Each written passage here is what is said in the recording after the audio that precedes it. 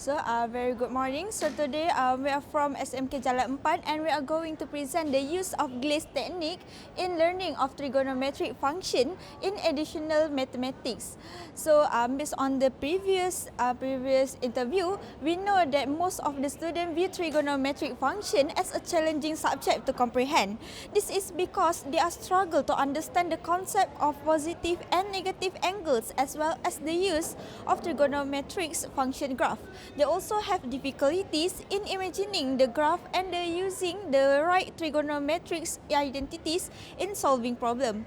So the use of Glace technique only required low cost, which include the Geogebra, free software and laptops. So Geogebra is a dynamic mathematics software which is used in the learning and teaching of mathematics. So research has shown that by using Geogebra, it gives a positive impacts. So this is our stimulation in learning method that we have doing.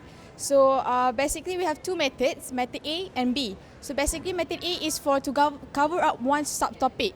So because of we cover up only one subtopic like graph, so we use method A that all the mentors that have been chosen, the top eight students in class will conduct their groups.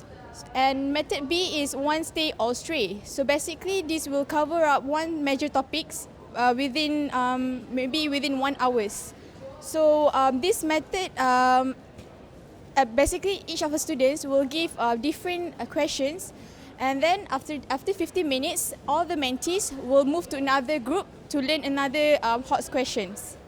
Okay, so now I will teach you guys how to create trigonometric graph based on these equations. Okay, by using these Geogebra applications. So as you can see here, okay. So firstly, we need to label A, B, C, which A refers to amplitude, B refers to cycles, and C refers to vertical translation. Amplitude means that is the distance between the x-axis towards the maximum or minimum points. If you can see, if I play this animation, you can see that the more bigger the number of amplitude, the values of amplitude, the more greater the distance between x-axis towards the maximum and the minimum points. As you can see, based on these equations, the amplitude is 2, so I'm going to stop to 2.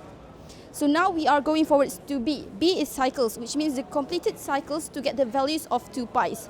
Because of our equations shows that the values of B is 2, if I put these values towards 2, as you can see that 2 cycles completed of cos will get the values of 2 pi on the x-axis.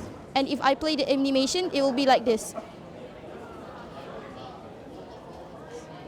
Okay, so now we will forward for C. C means vertical translation, which means it can subtract our graph or raise up or down. If I play this at the animation, so as you can see that the graph will subtract it up or move down or up.